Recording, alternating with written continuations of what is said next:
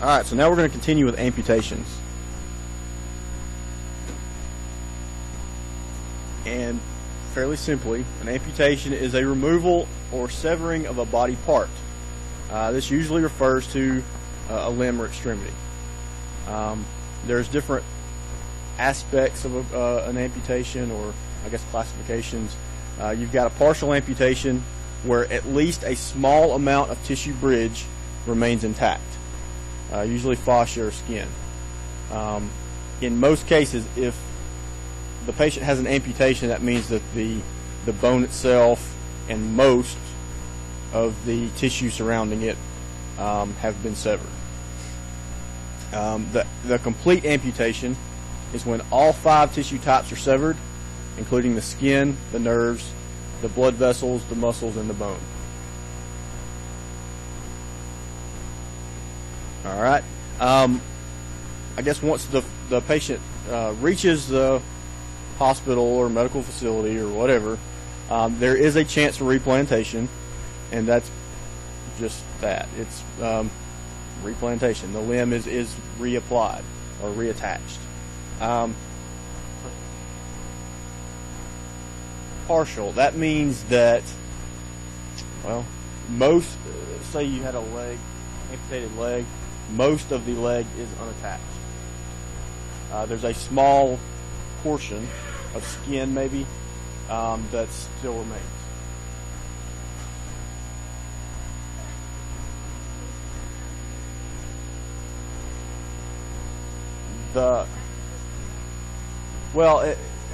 If you're talking about, if it's classified as a partial amputation, that means and I don't know about a percentage, but most of the limb is unattached. Sometimes that helps if some portion is attached to be able to reattach. I don't know that it matters in a lot of cases. Exactly. Yes, that's a full amputation. That means everything's gone. I mean, there are 2 pieces that are in no way attached if it's a complete amputation. Once the individual has an amputation, then they are referred to as an amputee.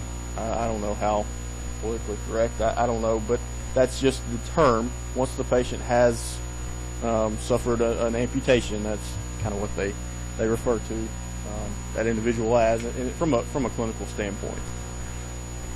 Alright, so obviously there are different types of amputations.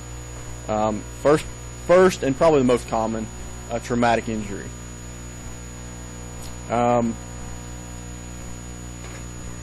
So traumatic injury, often referred to as traumatic amputation, with some serious accidents, some or all of the limb may be removed.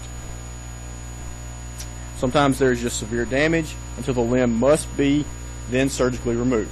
Okay, so in partial amputations, quite frequently, if enough tissue is gone and they're not able to reattach, then they may have to do, I guess, finish off and do the complete amputation. Sometimes it's a case of they attempt to reattach, but the tissue just can't survive. Just depends on the degree of amputation or the degree of tissue damage that's there. Alright, some of the common types, obviously car accidents are probably a big one. Motorcycle, automobile, farm machinery, firearms and explosives, electrical equipment, power tools, anything that could cause damage to the limb. I don't guess I have to go into all that, right? The degree of damage is going to be the big indicator of the outcome and the ability to reattach. What do you think is going to be one of the biggest concerns or issues once the patient gets to the hospital or the medical facility? Infection. Okay, blood loss is probably number 1. Infection's a close second. Once the stabilization of the blood loss, I guess, has been squelched there. Once they control and stabilize the patient, then you've really got to start looking at infection. Okay. Now, the second type disease What are some diseases, probably the most common disease that could lead to amputation? Diabetes, that's going to be your big one. Anything that causes a decrease in circulation to a certain extremity could lead to amputation. Okay, diabetes is going to be your big one. Also, peripheral arterial disease. You've got blockages in the arteries that supply an extremity. Those major arteries that the big suppliers of circulation. That's going to be probably a close second. That kind of goes hand in hand a lot of times with diabetes. Okay. With these disease processes, blood supply to the tissues is inadequate. Tissues become deprived of oxygen and nutrients. Gangrene can set in quickly. And some of the most commonly involved diseases are going to be, again, the PAD, diabetes, and also arteriosclerosis. All right. Now, PAD is going to be your most common type of amputation, or common cause of amputation for individuals over the age of 50. It accounts for up to 90% of amputations within this age group.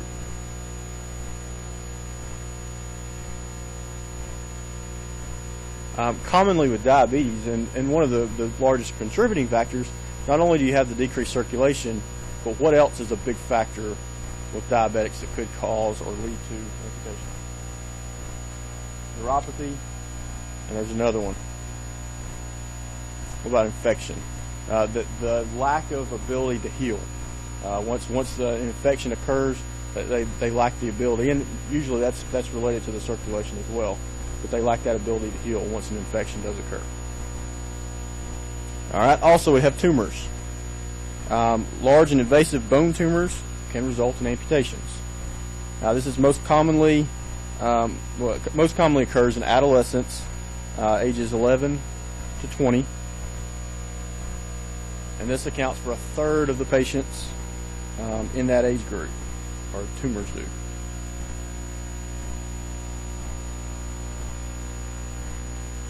Commonly, this is the treatment to remove cancer or remove a tumor. Usually it's going to be the cancerous tumor, but amputation would be a possible treatment for that type of cancer that they deem would be too difficult to treat.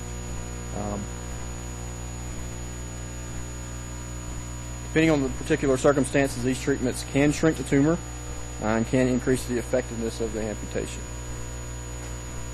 All right, and then finally we've got congenital deformities. Sometimes all or part of a limb may be absent at birth. This is a congenital amputation.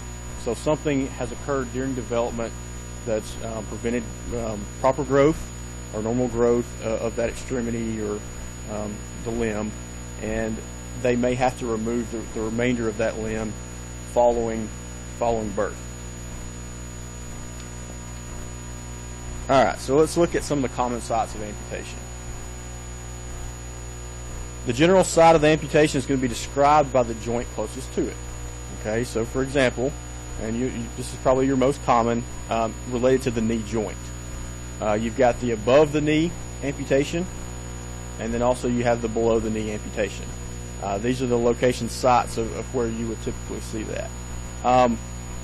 Obviously, the more joint you still have remaining, the easier it is to transition to a prosthesis or apply a prosthesis.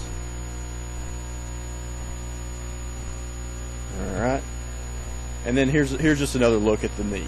Okay, the above the knee amputation versus the below the knee amputation. Individuals that are able to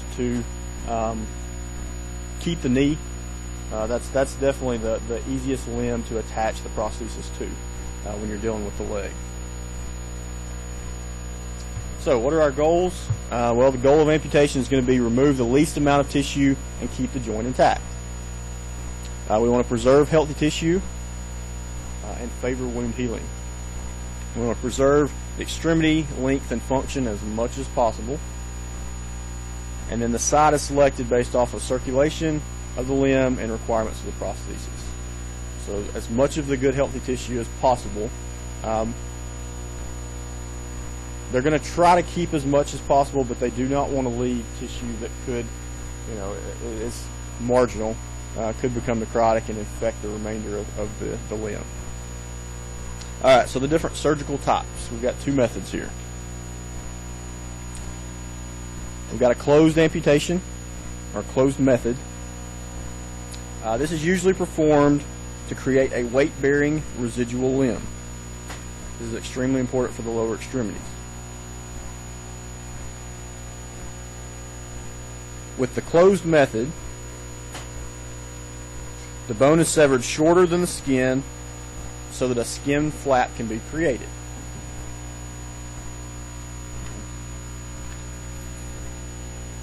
And this is going to be your examples here. This would be the flap amputation. Okay. The bone is severed shorter. It allows for more skin and tissue to cover the remaining skin or remaining tissue.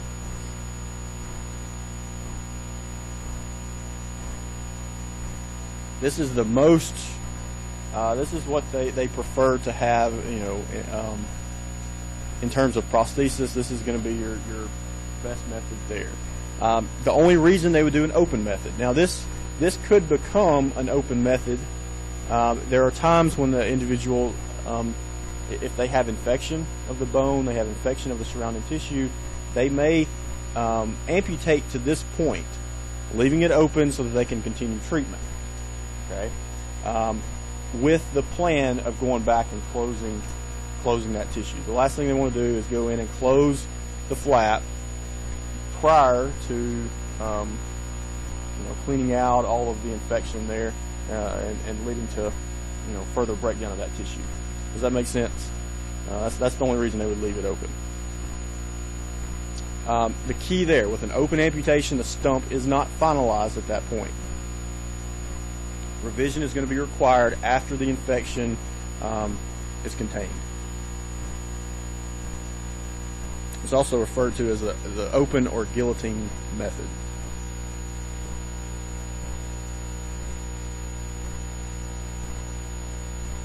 Usually, the plan is to only leave the flap open for 5 to 10 days.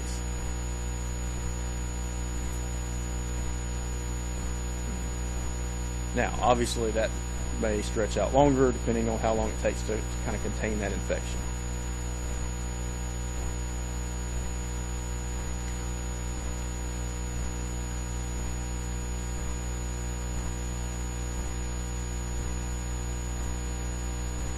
At times, it may be that the patient goes in for the open method, the infection is resolved, and then they're going to have to take them back to surgery.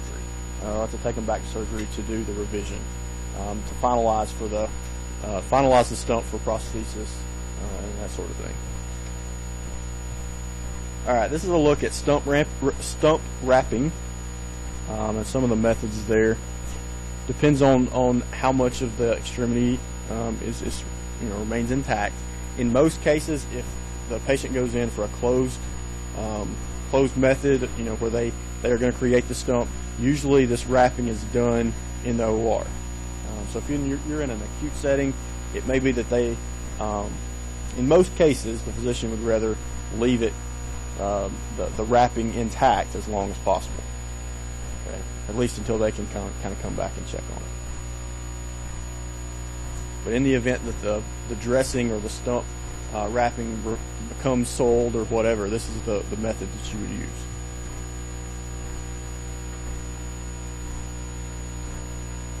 All right, so post-op. So what are you going to do post-op for an amputee patient? Well, for one, we have to make sure we maintain the ABCs. Circulation is going to be a huge component of that.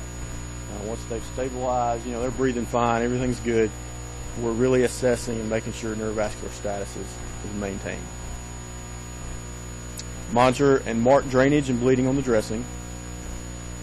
And the first 24 hours, you're going to elevate the foot of the bed to reduce swelling. After the first 24 hours, you want to keep the bed flat to prevent hip flexion contractures. Also, after the first 24 hours, you do not want to elevate the residual limb on a pillow The physicians may order for the patient to be placed in a prone position 24 to 48 hours post-op to help strengthen muscles. Okay. Why do you think that would be the case? Well, how would that help?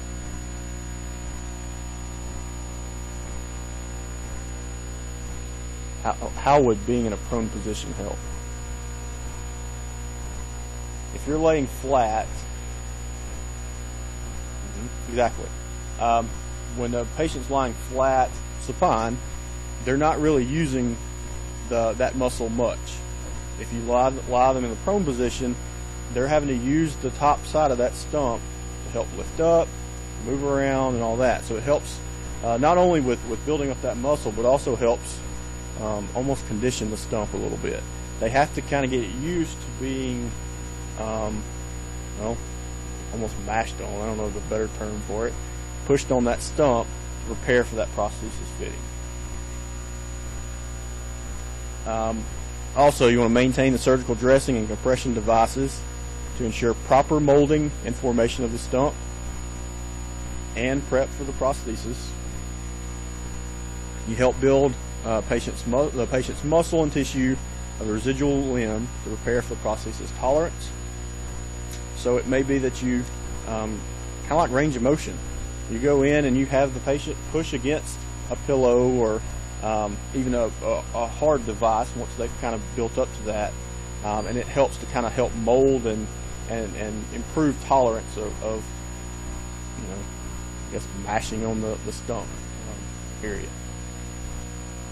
And also you want to encourage verbalization and expression of grief and loss of the extremity.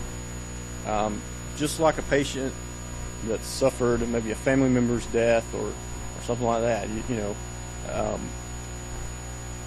you've got to allow them to grieve. It's a traumatic thing once the patient has lost that limb.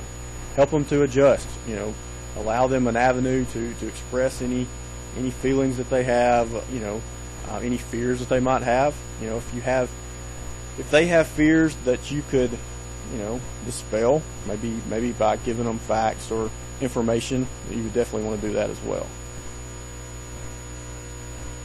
A lot of times these patients, they may not necessarily know, they may not be aware prior to the surgery that an amputation has occurred or is about to occur. You know, if you've got a patient that's unconscious, you got a patient that was in a traumatic accident or something like that, that left them unconscious, they may not have been able to obtain consent. So they, you know, that's going to be a lot more traumatic for the patient, you know, once they start coming around. Obviously, we would prefer to let them know and prepare them ahead of time. That's not always going to be the case. All right, so when we're dealing with a below-the-knee amputation, some of the specific post-op care for that, you want to prevent edema. Do not allow the stump to hang over the edge of the bed. Why do you think we would not want the stump to lay over the head of the bed, or edge of the bed? The swelling and edema could prevent us from being able to fit the prosthesis appropriately. So if they swell to a certain point, they may have to go into a stump revision. We definitely don't want to cause any more of an issue there. Also, do not allow the client to sit for long periods of time to prevent contractures. So positioning, frequent turns, movement to different positions as you know, as the activity is ordered. But that's important because usually with the below-the-knee amputation, the goal is going to be for fitting of that prosthesis. And we don't want to do anything that would jeopardize that. Often, they're only going to leave as much tissue in a below-the-knee amputation as what they have to have for the prosthesis. So if they had an infection or something that occurred post-op, they may have to go back and do an above-the-knee amputation, and that would definitely hinder the prosthesis process. All right, so once if a patient comes back with an above-the-knee, you want to prevent internal or external rotation of the limb. All right, so similar to a hip replacement or hip fracture, we want to prevent that rotation of the hip joint. Place a sandbag or a rolled towel along the outside of the thigh to prevent that outer rotation.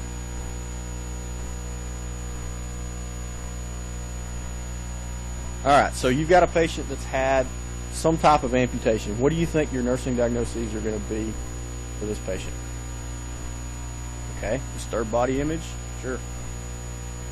Pain, anxiety, absolutely. Impaired mobility is going to be a big one. Any others? Risk for falls, risk for infection. All right, yeah, and you know, we've kind of focused in on the leg, but you know, when you've got the leg amputations, that's going to affect mobility, but it's not as damaging to the ADLs. You know, if you've got a patient that loses an upper limb, that could really impact their ability to do the activities of daily living. You know, especially if you've got a patient that's right-handed and they lose that right hand, there's a lot of transition and education that they have to go through to kind of, you know, practice and learn how to do things with the left hand or the remaining extremity. All right. So some of the complications, and we've touched some of these, but definitely hemorrhage and hematoma is going to be a big one. And you really have to watch closely the bleeding and the drainage that's occurring. Make sure you're marking those, you know, those outer boundaries. All right. Also necrosis. In most cases, a patient that's had, well, not most cases, but a patient that's had an amputation that's resulted from some kind of disease process or infection, you've got to really closely monitor that tissue. Patient's tissue, you know, below the amputation was compromised, and there could be some affected tissue, infected, or you know, just inflamed tissue above the area or at the area of that amputation. All right, wound adhesance, really, you know, you have to really monitor that and those incision sites. You know, it's real easy to have that incision come open. As long as the patient has maintained those, the compression and the stump wraps, you know, hopefully you can minimize that risk, but definitely it's always there. All right. Also, we've got gangrene goes along with your necrosis, edema, contracture, infection, and then also the phantom limb sensation and phantom limb pain. Anybody heard of that? Anybody know what that is? You know, they're still gonna feel, you know, pain in that extremity that's not there. I mean, the ends of those nerves that have been severed and amputated are still active, and it takes a while for the individual to adjust to that, you know, not having that limb. Okay, there's going to be times when, just out of habit, they'll try to move that limb. You know, especially if you've got an upper extremity and they're trying to do something, they're going to try to use that extremity that's maybe not there. So you've got to, you know, kind of help them through that. That's where a lot of the anxiety, the body image stuff comes into play, and you know, kind of connected there. All right, crutch walking. This is not just for your amputee, but for anybody. You know, anybody that's got impaired mobility. You know, this is part of the crutch training process. First, an accurate measurement of the client for crutches is very, very important. Incorrect measurements could damage the brachial plexus and the nerves under the arms. Okay, so proper sizing is very, very important. The distance between the axilla and the arm pieces on the crutches should be 2 finger widths into the axilla space. Okay, so from the pad to the axilla, the rule of thumb is going to be 2 finger widths. All right. Also, you would teach the elbows to be slightly flexed 20 to 30 degrees when walking.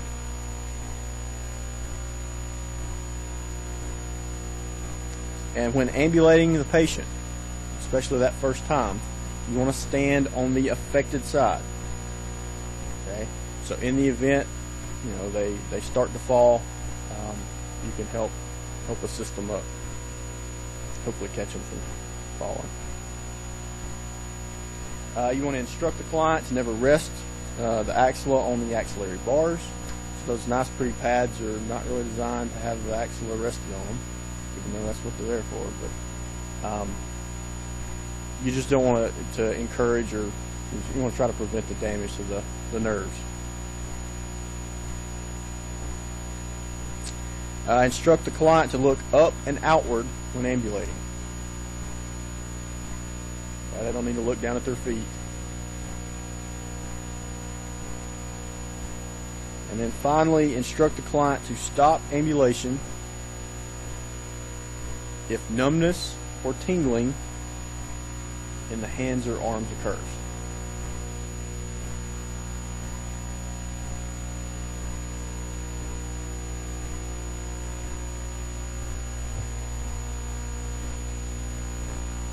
Alright, so here are the different crutch gaits that can be taught. Obviously, this is going to depend on the severity, the injury, the degree of touchdown or weight bearing that's allowed. Also, it depends on the cast or the splint or whatever we've put them in. You know, you've got a patient with a full long leg immobilizer or a cast, they're not going to be able to do the swing through gait to where they're lifting at the knee. So you kind of have to consider that as well. I'll let you go through and look at those pictures. All right, we've also got canes. You know, I don't know that we need to go through too much depth on the types of canes or whatever, but just know there are a bunch of different types of canes. Okay, and you know, which one of these three is going to be the most stable? Yeah, the one with the four legs on it. It allows for the cane to stand up while the patient, you know, is able to let go or whatever, and it's still there. You know, all this kind of stuff. We don't go too far into all that. And the key here with client education, you want to educate the patient to hold the cane close to the body and in the hand on the unaffected side.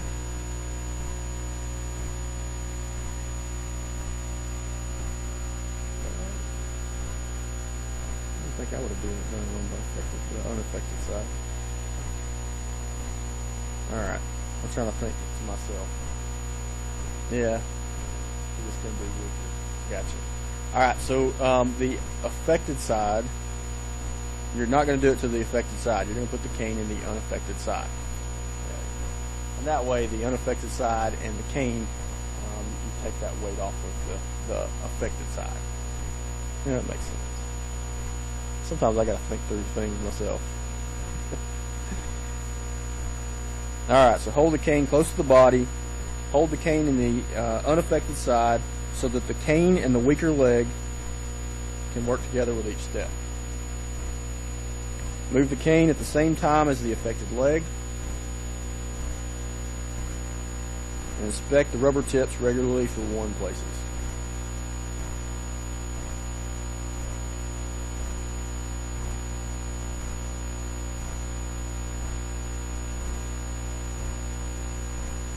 Alright, next we've got walkers.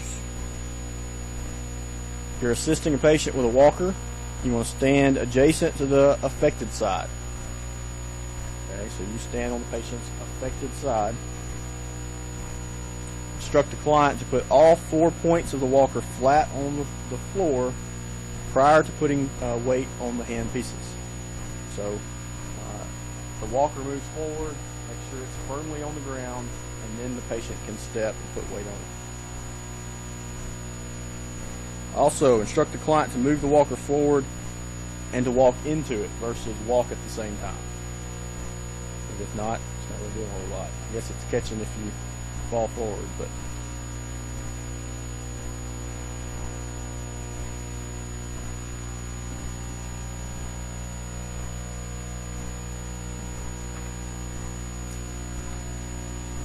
alright, so an amputation case study now. And I've actually got the scenario first this time. Alright, we got a 35-year-old carpenter brought into the ED by paramedics with a blood-saturated shirt wrapped over his right hand. The patient was working on a house when the saw slipped amputated his right index and third finger. The paramedic hands the nurse a plastic bag containing the fingers, and the nurse puts on gloves, applies pressure with sterile gauze to the amputation site, and places the closed bag in ice water. Okay. So, what are the 2 top nursing priorities in providing care to this patient in the ER? So what are the things that you're going to do first? Okay. All right. I've heard pain, heard infection. All right. So what was that one? Hemorrhage. All right. First thing, you're going to worry about the blood loss. Okay. You're gonna assess the airway, breathing, circulation, particularly dealing with that circulation network. You know, how much blood loss has occurred. Okay. What's a good way that we could assess the impact of blood loss? There you go. Blood pressure and heart rate. Okay. So we assess vitals, and then what are we going to do?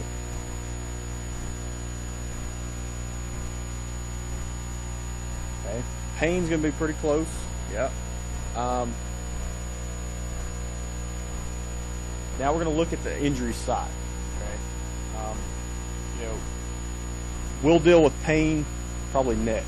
After that, we want to assess the site, assess the because it's kind of, you've got those key things. You've got the ABCs, and then that loss of limb is pretty close in there too. Anytime you've got a patient that's had a loss of limb, that's going to go way up on that priority list of who you're going to treat, who you're going to focus in on. All right, so you want to manage the patient's site of injury and amputated fingers. One of the most important things here, and this kind of goes along with blood loss as well, is you want to elevate the injured extremity above the patient's heart. All right, and now, are you going to want to remove the dressing that's in place right now? No, not at this point. You're going to hold pressure, okay? You want to prevent blood loss, further blood loss. But you want to keep that dressing's already there. So if it's got stuff all over it, well, it's got stuff all over it. If the patient's already infected, they've already been exposed to whatever bacteria was on the field dressing, okay? So at this point, we're going to leave it in place.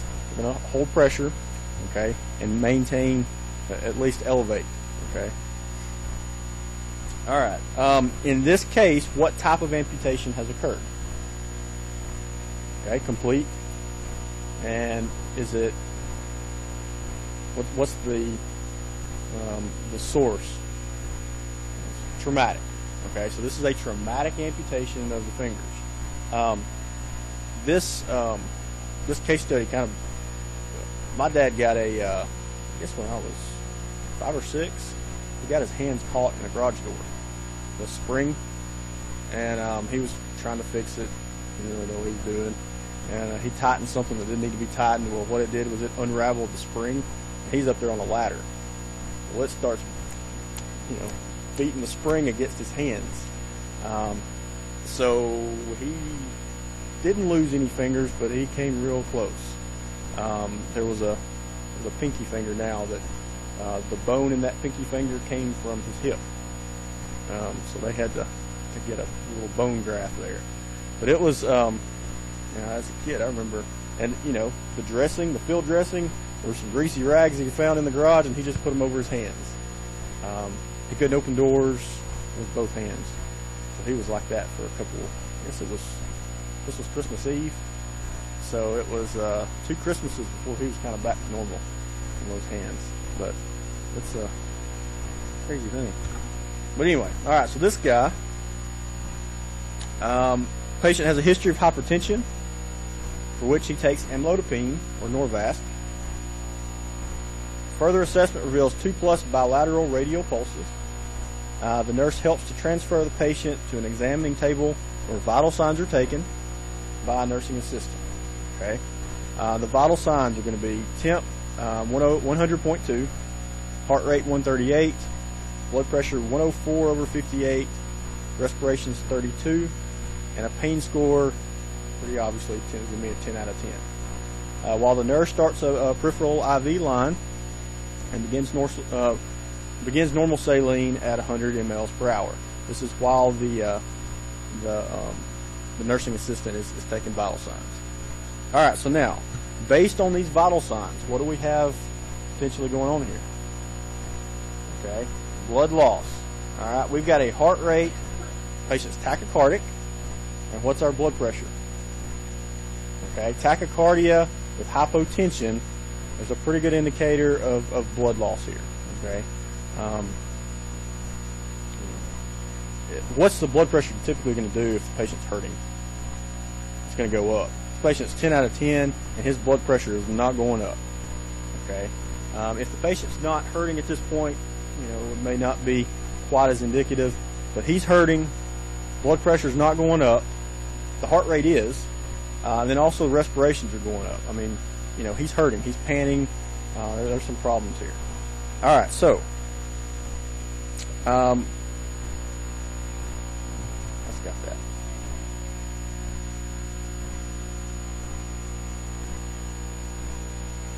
You talking about normally?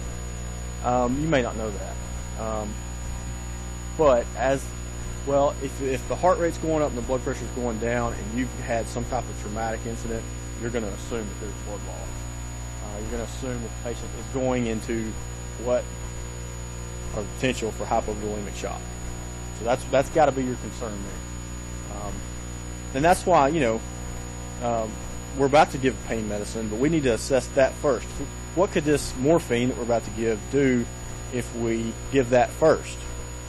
It could alter those numbers.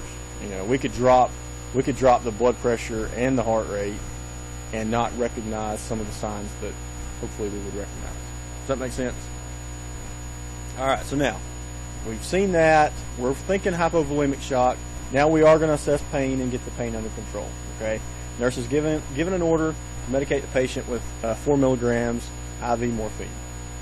The surgeon concurrently examines the patient and requests that the patient be taken to surgery immediately. All right. So let's see here. Now what do we have? Using S-bar format. What's S-bar format? All right. Situation, background, assessment, and recommendation. There you go.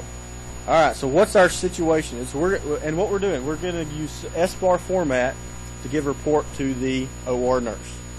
The surgeon said, hey, we got to get him to surgery. We've got to give a nice, precise, clear report using this S-bar format. All right, so what's my situation here?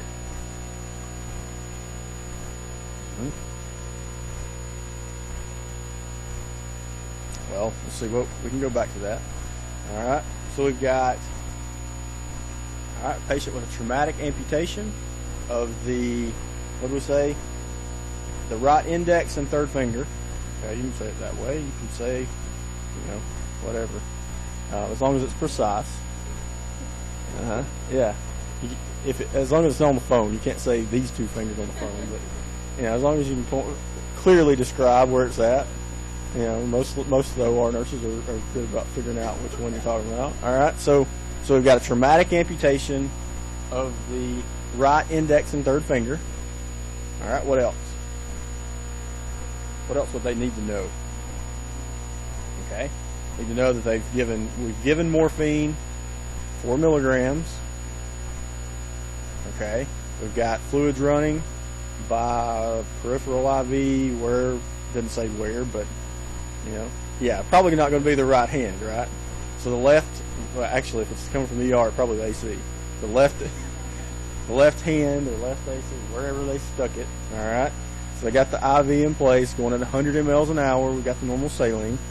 Anything else? Anything that we've kind of missed? Okay, vital signs. Yeah, we definitely want to give vital signs, right? Yeah, fingers are coming with him. That's it. They need to know that there's a bag with some ice and some fingers in that bag.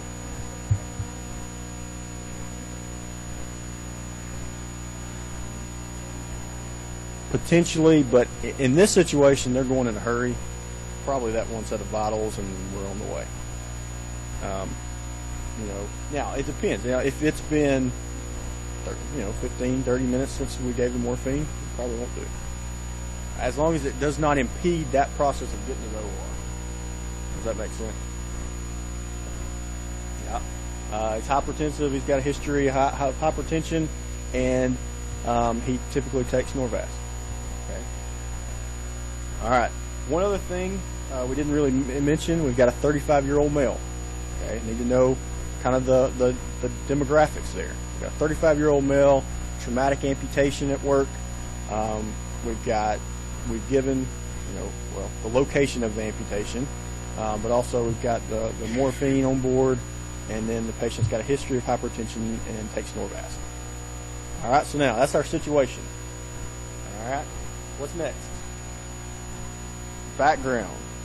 Okay. Well, and I guess that kind of moves into background a little bit, the whole amlodipine and all that. All right, but so what's left on the background that we haven't already said?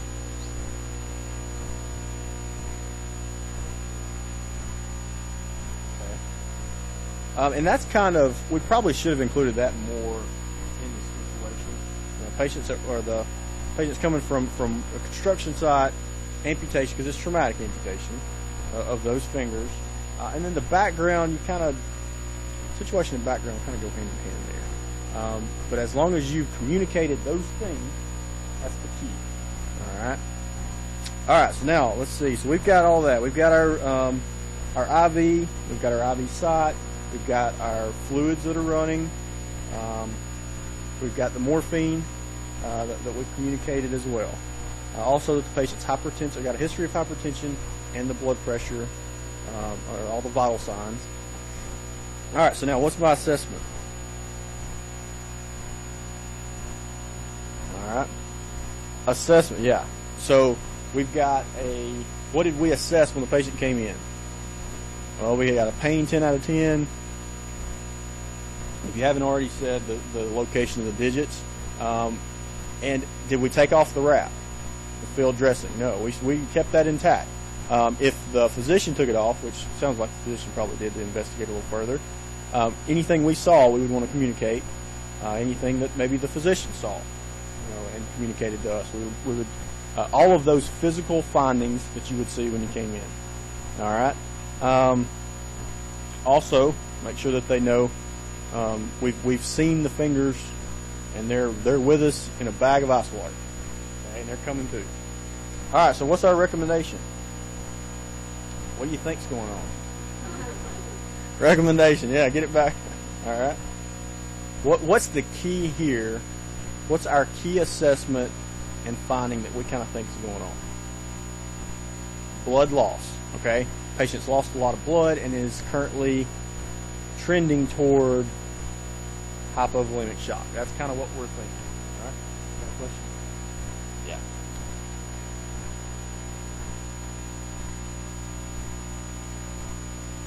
Probably.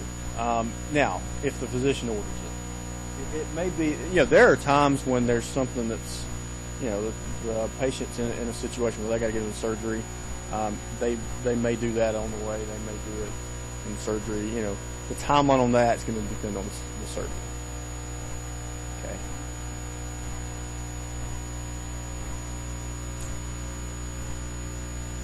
Okay. You would probably want to communicate that. That's not going to be the priority, but yeah, you definitely want to communicate that. If the patient came in with family members, it doesn't take long to say, hey, wife's down here. That kind of thing. They're going to continue to gather information. Just because the patient's gone, that doesn't mean they're not going to still communicate and get that information too. All right. So let's see.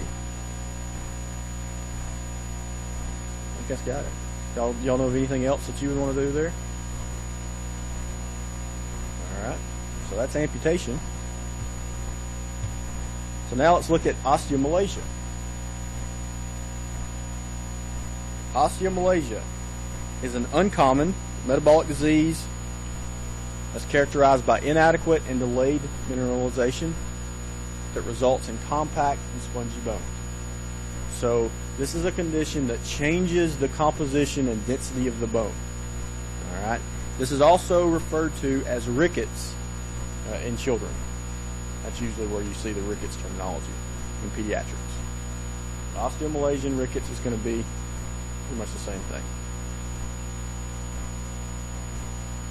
All right, with this condition, mineral calcification and deposition or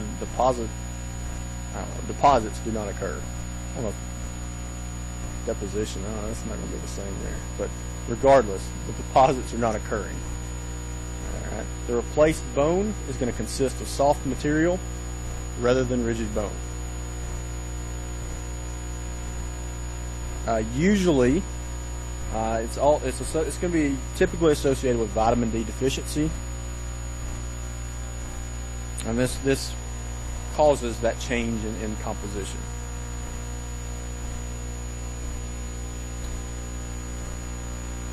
It can also be the result of inadequate amounts of phosphorus and available calcium in the blood for mineralization of bones.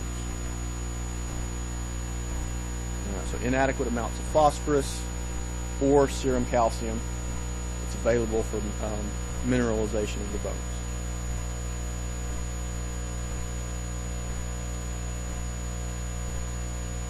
This can be associated, and the vitamin D deficiency can be associated with lack of exposure to UV rays.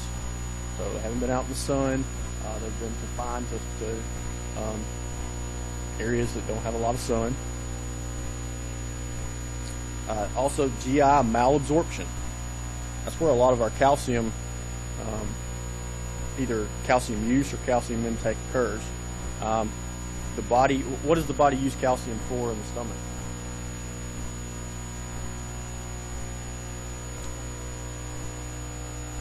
Yeah, the main thing, it's going to be a buffer. Okay, it's a buffer against the acidity. So if you have, if you've got increased gastric secretions, okay, acidic gastric secretions, the calcium serves as a buffer to help balance that out. Also, patients with extensive burns are at risk.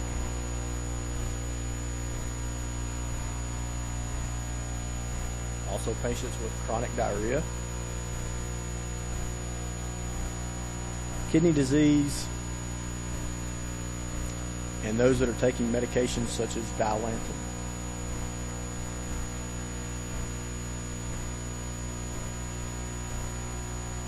All right, so now, some of the signs and symptoms. The most common clinical manifestation is going to be persistent skeletal pain. Okay, so just bone pain in general.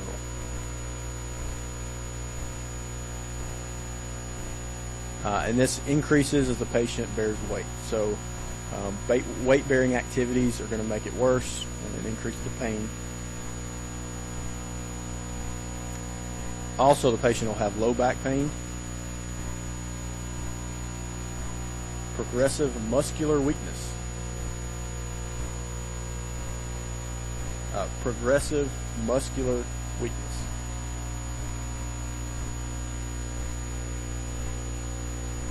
Weight loss and anorexia.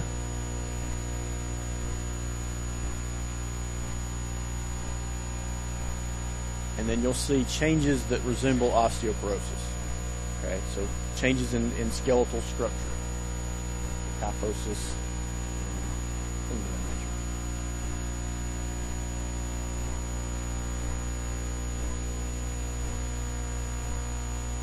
All right, so the individual's going to come in with these symptoms. Medical diagnostics, medical collaboration is going to include lab levels for diagnosis. They're going to really look at the calcium and phosphorus levels. So you have decreased serum calcium or phosphorus levels, along with elevated serum phosphatase. So elevated serum phosphatase. And then additionally x-rays. They'll do x-rays, and that will show the changes in skeletal structure and also the decreased bone density.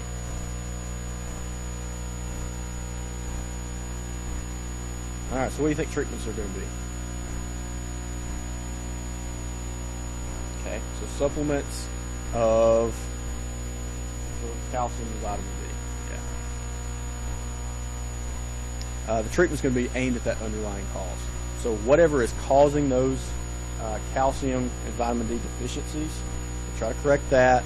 We also add in supplements, vitamin D, calcium supplements, and then also just dietary changes. You know, increase calcium intake, increase calcium and vitamin D.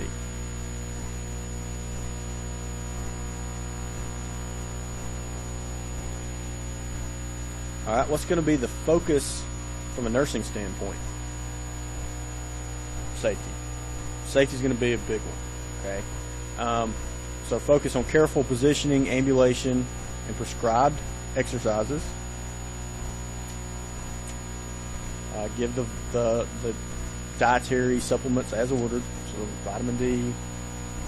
Encourage calcium intake.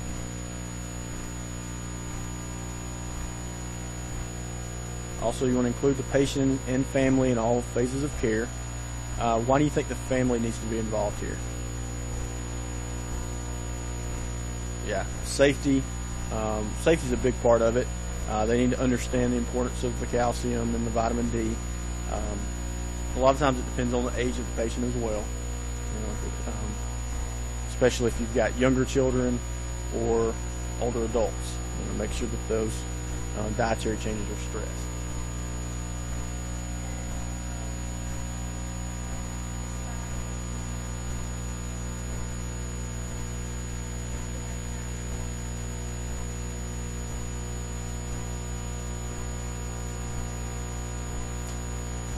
In general, you're going to have that doctor's order for that. Especially anytime you've got an orthopedic patient or an orthopedic type skeletal issue, you're going to want to clarify and make sure that you've got an order for that activity. Again, you know, if we've got a problem with adequate bone growth, what helps improve bone growth? Movement and low impact but weight bearing activity. So we want to encourage the low impact weight bearing activity, okay? As long as it can be done safely. And that's another reason the family needs to be involved there. You know, if the patient's at risk, because obviously what are they at risk for? Fractures. I mean, you know, if you've got a decrease in the bone density, you're going to have an increased risk of fractures. Also, you want to check the patient's skin daily for redness, warmth, and new pain sites. Immobility and all of those things that go along with that, from skin integrity and you know, breakdown of skin and infection and all that kind of goes right along hand in hand here as well. And you also want to monitor the patient's pain level and assess response, prescribe analgesics. But again, the key nursing diagnosis here is going to be what? Safety.